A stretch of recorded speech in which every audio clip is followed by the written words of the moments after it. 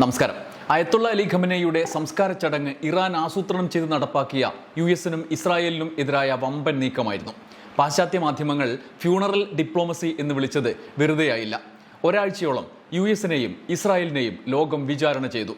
കട്ടക്കലിപ്പിൽ Trump ഒടുക്കം ഇറാനെതിരെ ആക്രമണത്തിന് ഇറങ്ങിത്തിരിച്ചു. ഹോർമുസിൽ നിന്ന് കാരണം കണ്ടെത്തിയുള്ള ആക്രമണം. യുഎസ് അവകാശപ്പെടുന്നത് പോലെയാണെങ്കിൽ ഇറാൻ തുറമുഖത്ത് 90ഓളം ആക്രമണങ്ങളാണ് നടത്തിയത്. എന്നാൽ സംയമനത്തോടെ ഇറാൻ നിൽക്കുകയായിരുന്നു. ഇറാൻ ഒന്നാകെ അവരുടെ പരമോന്നത നേതാവിനെ കൊലപ്പെടുത്തിയവർക്ക് എതിരെയുള്ള രോഷം അണപൊട്ടി കോടികളുടെ പ്രതിഷേധമായി ഖമനേയുടെ സംസ്കാര ചടങ്ങുകളിലേക്ക് ഒഴുകിയെത്തുകയായിരുന്നു. ഇപ്പോൾ യുഎസ് ആശങ്കയിലാണ്. ഇത്രയും മണിക്കൂറായിട്ടും ചറവറ ആക്രമണം നടത്തിയിട്ടും ഇറാൻ എന്തു ചിന്തിക്കുന്നു എന്ന് ഒരു പിടിയും കിട്ടുന്നില്ല, തിരിച്ചടിക്കുന്നുമില്ല. ഒടുവിൽ സംസ്കാര ചടങ്ങുകൾ അവസാനിച്ചു. ഇറാൻ യുദ്ധമുഖത്തേക്ക് പോവുകയാണ്.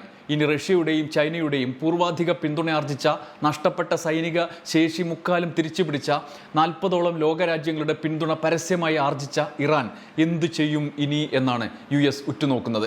ലോകം ആശങ്കയോടെ കാത്തിരിക്കുകയാണ്. ട്രംപിൻ്റെ പ്രകോപനത്തിന് ഇറാൻ നൽകുന്ന മറുപടി എന്തായിരിക്കും എന്നാലോചിച്ച്. സംസ്കാര ചടങ്ങുകൾ അവസാനിച്ചതോടെ സംജാതമായിരിക്കുന്ന സാഹചര്യം എന്താണ്? ഈ സംസ്കാര ചടങ്ങ് ഇതിന് ശേഷം ഉള്ള ഇറാനെ എങ്ങോട്ട് നയിക്കും? നമുക്ക് പരിശോധിക്കാം. 3 കാര്യങ്ങളാണ്. ഒന്നാമത്തേത്, ഇറാൻ സൈലൻ്റ് ആയിരിക്കുന്നതിൻ്റെ കാരണമാണ്. അത് ഖമനേയുടെ സംസ്കാര ചടങ്ങ് മൂലം തന്നെയാണ്, അത് അവസാനിക്കുന്നത് വരെയാണ് എന്നാണ് വിലയിരുത്തൽ.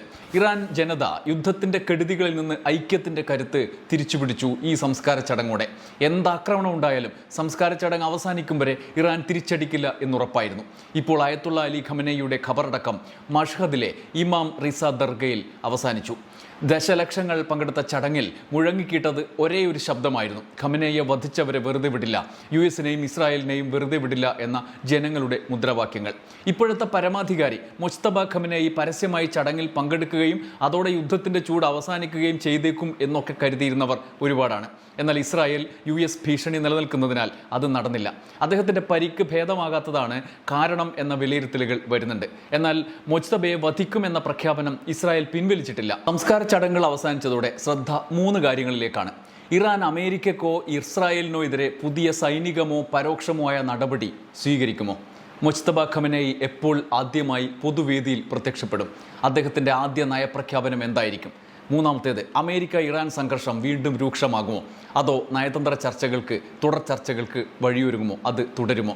ഒരു കാര്യം ഉറപ്പാണ്, യുഎസ് വെടിനിർത്തൽ ലംഘിച്ച് നടത്തിയ ആക്രമണങ്ങൾ ഇറാൻ്റെ മർമ്മത്താണ് ഇപ്പോൾ കൊണ്ടിരിക്കുന്നത്. അവരുടെ പരമോന്നത നേതാവായിരുന്ന ഖമനേയുടെ സംസ്കാര ചടങ്ങിനിടെ തങ്ങളുടെ ഒരു ഭാഗം രാജ്യം മുഴുവൻ ഇങ്ങോട്ടേക്ക് ശ്രദ്ധ കേന്ദ്രീകരിച്ചിരിക്കുന്ന ഘട്ടത്തിൽ നടന്ന ആക്രമണങ്ങളാണ്. ഹോർമുസിൽ പരമാധികാരത്തിന് മേൽ വെടിനിർത്തലിൻ്റെ മറവിലുണ്ടായ സാഹചര്യത്തിൽ ഇറാൻ നടത്തിയ നീക്കമാണ് യുഎസ് കാരണമായി പറയുന്നത്. എന്നാൽ അതിന് പകരമായി യുഎസ് നടത്തിയത് അസാധാരണ ആക്രമണമാണ്. ഇറാനിൽ കടന്നുകയറി തന്ത്രപ്രധാന തുറമുഖം ആക്രമിച്ചു. ഇറാൻ്റെ തെക്ക് കിഴക്കൻ തീരപ്രദേശത്തെ തന്ത്രപ്രധാനമായ തുറമുഖമാണ് ലക്ഷ്യം വെച്ചത്. ചബഹാർ തുറമുഖത്തിന് ചുറ്റുമുള്ള പ്രദേശങ്ങളിൽ ആദ്യമായി യുഎസ് ആക്രമണം നടത്തി. ഖമനേയുടെ സംസ്കാര ചടങ്ങിൽ പങ്കെടുത്ത രാജ്യമാണ് ഇന്ത്യ. ഇന്ത്യ നിക്ഷേപം ഇറക്കിയ ചബഹാറിനടുത്താണ് അമേരിക്ക ആക്രമണം നടത്തിയത് എന്നത് ഇന്ത്യയെ സംബന്ധിച്ച് സുപ്രധാനമാണ്. പാകിസ്ഥാനെ ഒഴിവാക്കി മധ്യേഷ്യയുമായും അഫ്ഗാനിസ്ഥാനുമായും വ്യാപാര ബന്ധം സ്ഥാപിക്കാനാണ് ഇന്ത്യ ചബഹാറിൽ നിക്ഷേപം ഇറക്കിയത്.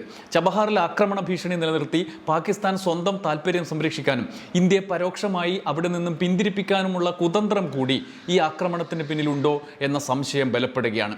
ചബഹാർ തുറമുഖത്തിന് ചുറ്റും 10 സ്ഫോടനങ്ങൾ നടന്നു എന്നാണ് റിപ്പോർട്ട്. ആക്രമണത്തിൽ യുഎസ് സൈന്യം തുറമുഖത്തെ ടവറുകളടക്കമുള്ള സൗകര്യങ്ങൾക്ക് കേടുപാടുണ്ടാക്കി. ആക്രമണത്തെ തുടർന്ന് തുറമുഖ പ്രദേശത്ത് വൈദ്യുതി വിതരണം തടസ്സപ്പെട്ടു. എന്നാൽ പിന്നീട് അത് തിരിച്ചെത്തിച്ചു. ഈ റിപ്പോർട്ടുകൾ വിശദമായി തന്നെ അന്താരാഷ്ട്ര മാധ്യമങ്ങൾ പുറത്തുവിടുന്നുണ്ട്. 2024 ഇന്ത്യ ചബഹാറിലെ ഷാഹിദ് ബെഹഷ്തി ടെർമിനൽ 10 വർഷത്തേക്ക് പാട്ടത്തിനെടുത്തത്.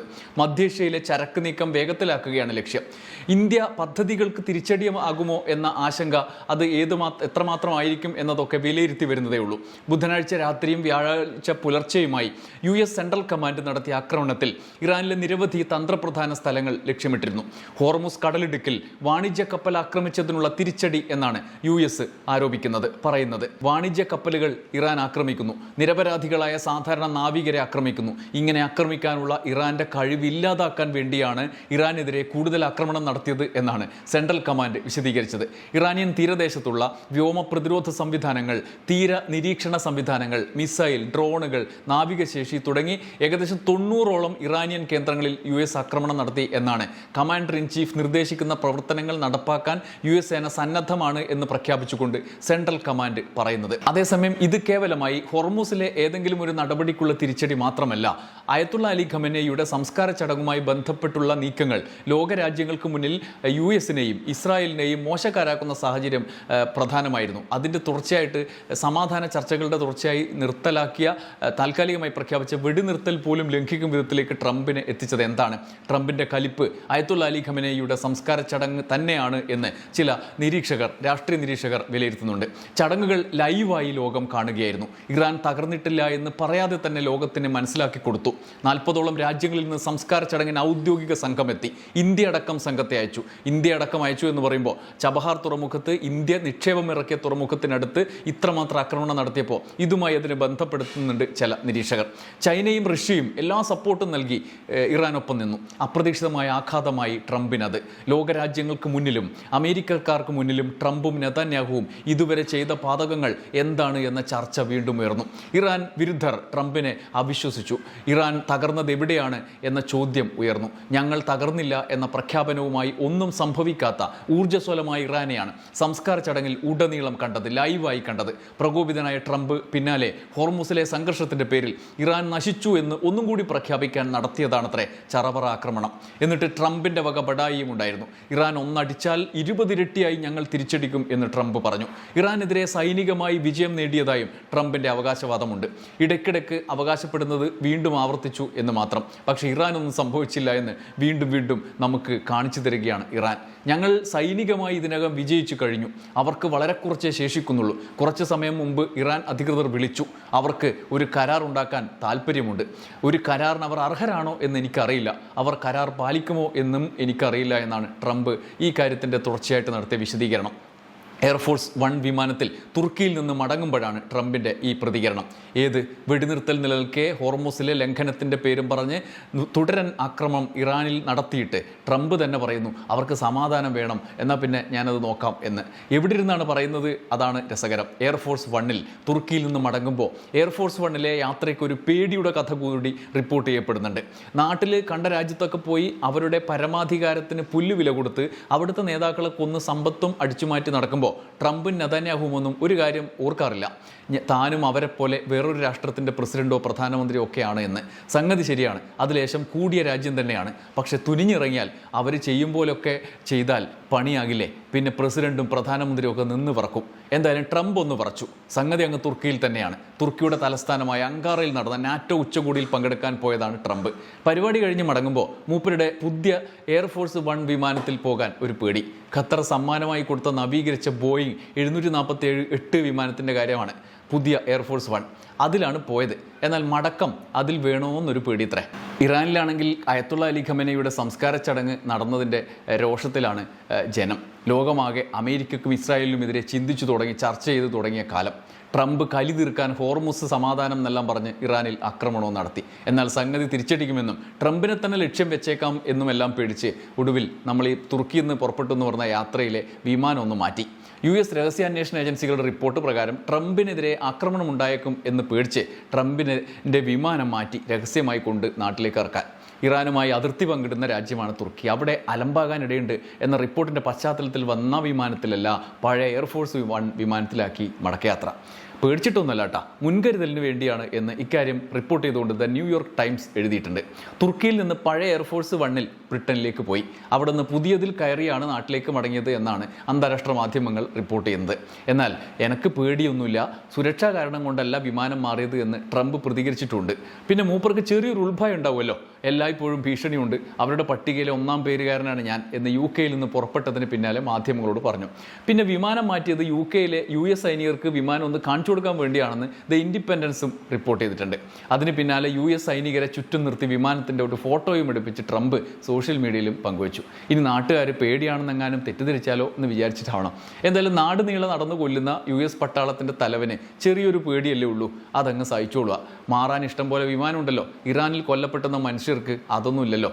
ഇനി അതുമാത്രമല്ല, US ആശങ്കപ്പെടുന്നത് ഇറാൻ്റെ അടുത്ത നീക്കം എന്തായിരിക്കും എന്നതുകൂടിയാണ്. ഇത്രയും നാൾ ഉള്ളതുപോലെയുള്ള ഇറാനല്ല ഇപ്പോൾ ലോകത്തിന് മുന്നിൽ.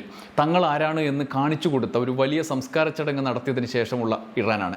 രാജ്യത്തെ ഐക്യത്തോടെ അവരവിടേക്ക് എത്തിച്ചു. വൈകാരികമായി ഇറാൻ ആക്രമിക്കുന്നവരോട് പ്രതികാരം ചെയ്യാനുള്ള ആഹ്വാനം ജനതയെക്കൊണ്ട് തന്നെ അവർ നടത്തിച്ചു. മാത്രമല്ല, റഷ്യയുടെ സമ്പൂർണ്ണ സഹായം, ചൈനയുടെ ആയുധ സഹായം ഒക്കെ ഉണ്ട് എന്ന് പറയപ്പെടുന്നു. പഴയ ഇറാനല്ല, ഇത് പുതിയ ഇറാനാണ്. ഒരു പോറൽ പോലും ഏൽക്കാതെ അതിശക്തമായ ആത്മധൈര്യത്തോടെ US-നെ, ഇസ്രായേലിനെ ഒക്കെ നേരിടാൻ ഇപ്പോൾ അവർക്ക് കെൽപ്പുണ്ടെന്നാണ് പല അന്താരാഷ്ട്ര നിരീക്ഷകരും പറയുന്നത്. എന്നാൽ തൽക്കാലത്തേക്കുള്ള ആക്രമണം നടത്തിയിട്ട് വേണമെങ്കിൽ സമാധാന ചർച്ചയാകാം എന്ന നിലപാടും ട്രംപ് പറഞ്ഞിട്ടുണ്ട്. അപ്പോഴും ഇറാൻ തിരിച്ചടിക്കുമെന്ന ആശങ്ക US-നുണ്ട്. അമേരിക്കൻ സൈനിക താവളങ്ങൾ, ഗൾഫിലെ എണ്ണ അടിസ്ഥാന സൗകര്യങ്ങൾ, ചെങ്കടൽ, ഹോർമുസ് കടലിടുക്ക് എന്നിവിടങ്ങളിൽ US-നെതിരായ നീക്കം ഇറാൻ നടത്തിയേക്കും എന്ന് US പ്രതീക്ഷിക്കുന്നു. മാത്രമല്ല, GCC രാജ്യങ്ങളടക്കമുള്ള US സേനാ താവളങ്ങൾ ഇറാൻ ആക്രമിച്ചേക്കും എന്ന സൂചനയുടെ അടിസ്ഥാനത്തിൽ അവിടെയെല്ലാം US സേന പ്രതിരോധം ശക്തമാക്കിയിട്ടുണ്ട്. ഗൾഫ് മേഖലയിൽ വ്യോമ പ്രതിരോധം ശക്തമാക്കിയതും അമേരിക്കൻ സൈനിക താവളങ്ങളിൽ ജാഗ്രത വർദ്ധിപ്പിച്ചതും വിമാനവാഹിനി കപ്പലുകൾ തയ്യാറാക്കി നിർത്തിയതുമെല്ലാം ഇറാൻ്റെ തിരിച്ചടി കണക്കാക്കിയിട്ടാണ് എന്ന റിപ്പോർട്ടുകൾ പുറത്തു വരുന്നുണ്ട്.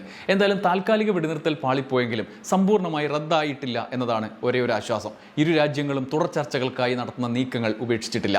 അതുകൊണ്ട് തന്നെ വലിയ ആശങ്കയിലേക്ക് കാര്യങ്ങൾ എത്തില്ല എന്ന് നമുക്ക് പ്രതീക്ഷിക്കാം. ഖമനയുടെ സംസ്കാര ചടങ്ങുണ്ടാക്കിയ പ്രതിരോധ സാഹചര്യത്തെ മറികടക്കാൻ ഒരു പൊടിക്കൈയാണ് ഈ ആക്രമണങ്ങൾ എന്നും ഇനി അതുണ്ടാകില്ല എന്നും US-ൻ്റെ ഭാഗത്തുനിന്ന് ഉണ്ടാകില്ല എന്നുമാണ് വിലയിരുത്തലുകൾ. തൽക്കാലത്തേക്ക് കലിപ്പ് തീർത്ത് ട്രംപ് ഒന്നടങ്ങിയാൽ സമാധാനം. ഇനി എന്തൊക്കെ എന്ന് കാത്തിരുന്ന് തന്നെ കാണാം. നന്ദി, നമസ്കാരം.